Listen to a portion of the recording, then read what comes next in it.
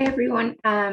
So we're keeping going with our higher level 2022 paper, and this one is question 6F. We've done the previous A to E, so if you're looking for either of those, have a look back, and they'll all be up on YouTube eventually.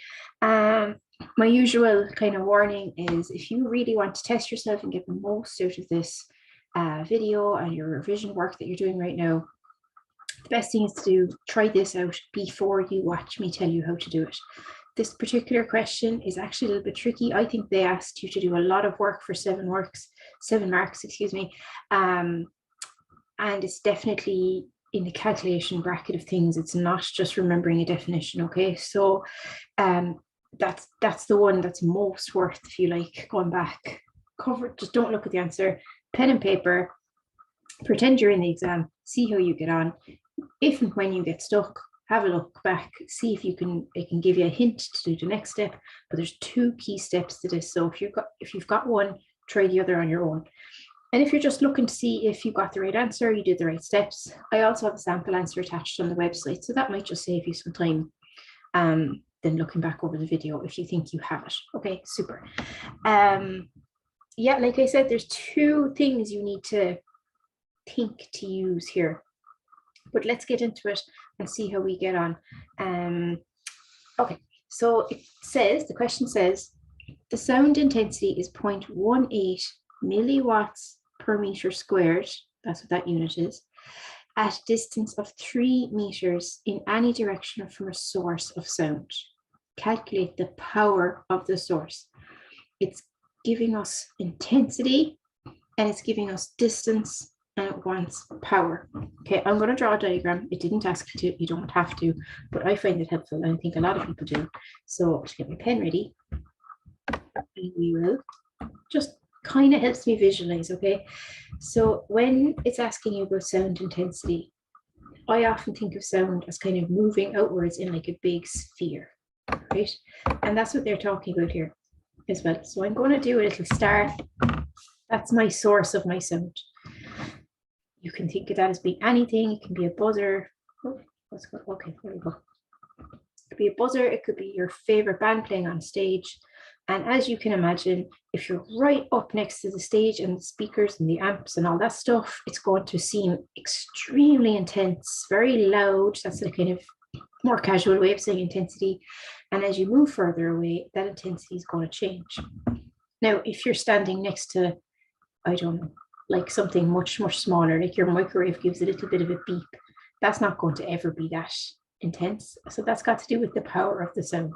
Excuse me, guys, I still have a bit of a cold. And you're 3 meters away. Okay, it's not a perfect circle and it doesn't matter. And they're asking you, what is my power? Oh, I got off the edge.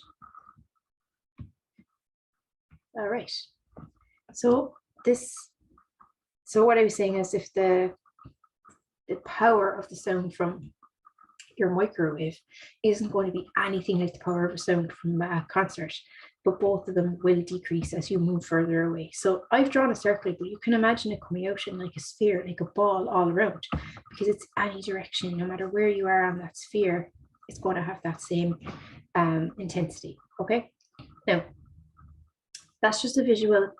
I find it helpful just to see what we're talking about. Let's get into the calculation part. And usually I do this, especially if I'm a little bit stuck, okay? I write down what they've told me in the question, is summarizing it, right? Decimal points. Because sometimes that helps me think, oh yeah, I recognize these letters and I know which formula I'm going to need. So R, that's the radius away from the source, it's 3 meters, and my power is question mark. Now, this is an equation or a formula that isn't in your log tables. That's really important. I will, as soon as I get a chance, put a list of formulas up on the website. They're available online anyway. If you literally Google formulas not in logs, Leaving Cert Physics, you'll find one. And those are tricky because you will need to know them. Now, you used to need to know all of them, so at least it's some help, but now you can't rely on the logs entirely. And this is the one that I'm talking about. Intensity is is power over area. Now, you might say, well, that's not radius, but we know, and that's the kind of second piece that you need to think of for this question. We know that if we have a radius of a sphere, we can work out its area, and that is in the logbooks, and we'll get to that in a second, because what I want to know first, well, I'll get to it very soon actually, but this is the formula that I need to know, and just so that, because you mightn't be that familiar because it's not in the logs, it's power over area, which kind of makes sense. It makes sense that if the area is bigger and you're going further away over here and you're getting a bigger circle and a bigger circle and a bigger circle, the intensity is going to decrease. So no matter how powerful that concert is, if I'm really far away from it, it's not going to be very intense to me. If I'm 5 miles away, it's not going to be very intense sound, okay? All right, I'm going to move this into a way that I like. What I mean is I'm going to manipulate my equation, move things around so that I have it in a way that I want it. I'm actually just bringing the area over to the other side of the equals, which means it's dividing here, it'll be multiplying over there. Some people might say that I'm multiplying both sides by area. Whichever way you do it, I'm going to end up with this. Power is intensity times area. If this algebra is catching you out, please let me know. I can put up a set of like stuff to practice. I can do a few videos where I do a few different ones. And that's fine too. Like, I know that this is physics, but you need that maths. You need to be comfortable with that kind of manipulation to manage the physics questions. Okay, so I've got it the way I like. You say, well, why do you like it this way? Because I've got power over here. Power is what I'm looking for. I actually have intensity from the question and area I'm just about to work out now, okay? All right, just clean up my page a bit. I'm going to give myself some space. Now here's where I go to my log tables. And I'm thinking about spheres, because that's the way the sound propagates. That's how it moves out, like a sphere. And for a sphere, this is on page 10, if that's something that you wanted to look out. The area, you want to relate the area, the surface area of a sphere is what you're looking for. It's 4 pi r squared. Oh goodness, I forgot my r. Pi r squared. I'm just going to stick it in here. Now I have it on my sample answer anyway. I say logs, old-fashioned or formula books. Okay, so we 4 pi r squared. 4 is the number 4. Pi is just a number. Yeah, and r was given to us in the question. So we have everything. We're able to work out our area, all right? And there's no harm going through it like that step by step, especially if you're trying in a little bit, feeling a bit pressury or panicky in the exam. Slow it way down. What do I have? Tick, tick, tick. Okay, what's missing? Can I work that out? Great. That's basically what we're doing here. But there's a lot of stuff in this question that you would have had to remember. You mightn't automatically have seen. I'm going to leave pi like this.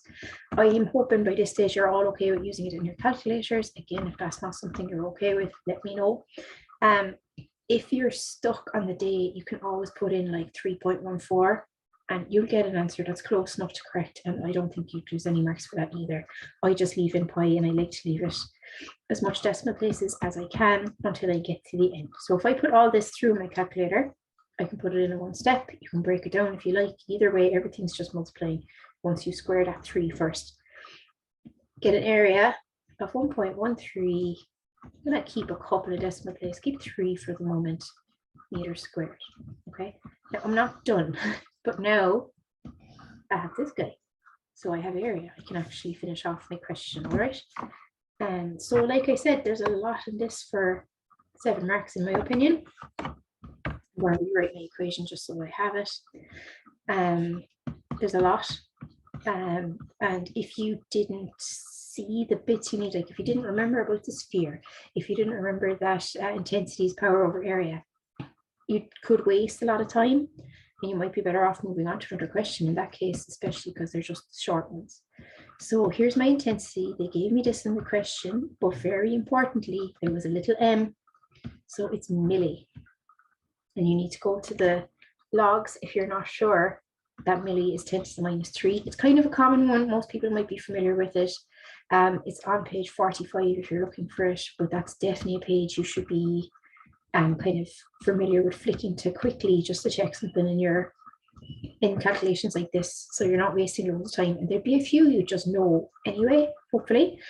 But maybe if you're just starting 5th and 6th year and you're a little rusty or you're not really used to scientific notation, page 45 is your one. So I'll just put a little note over here to go to page 45, okay? You'll get really familiar with that anyway. All right, I'm going to put all this into my calculator. They're just multiplying each other out. Now, I'll probably get something a bit messier than this, but by the time I get to the end, I'm going to keep just 2 decimal places. This is a question that people have all the time about the decimal places, okay?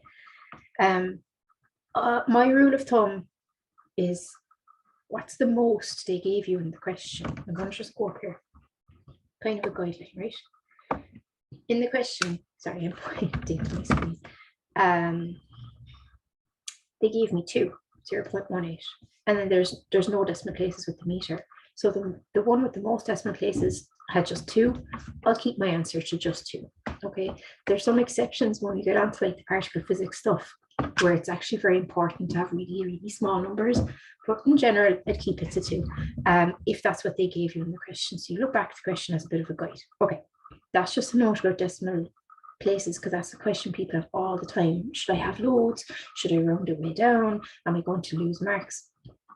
I would say if unsure, put in extra, because you're not going to lose marks for having extra, but you don't need a big long answer either, okay?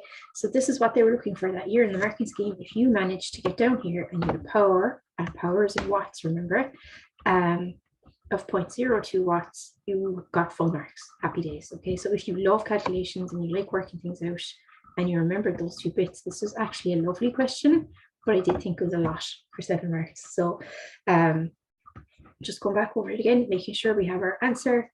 The sound intensity was given to us as 0.18 milliwatts per meter squared. At a distance of 3 meters in any direction, what's the power of the source? So the power of this little source that we drew in the star at the very first bit of the question is 0.02 watts, right? I have a neater sample answer up, which is probably easier to follow than my scribbles here, but this is just to show you how I would have worked it out and to explain each of my steps. If there's a step, maybe I did too fast, or I didn't explain, or you didn't get my explanation, send me a question no matter what, really. I love questions, and it kind of shows me that you're thinking it through, and there's no such thing as a too small question. And the beauty of this is if you send me a question that you're kind of thinking, oh, I really should have asked that like weeks ago in class, sure, I won't know, so send it on and maybe we can help clarify something for you. And by the way, it's never too late to ask the question anyway. The worst question is the one that you hold on to for ages and ages. Okay, I'll leave it at that. I'll keep going through question 6, but as usual, if you are working on something else that you'd like me to do a tutorial video for, I'd love to hear from you. That would be fantastic. You should be able to get onto me on the website. It's my email is info@physicshelp.ie, but the website is physicshelp.ie, so you should find it easily enough. And there's social media pages too, but I would say the website's the best for getting me. All right, guys, I hope you found it helpful today. And please let me know what questions you might have. Thanks very much. Bye.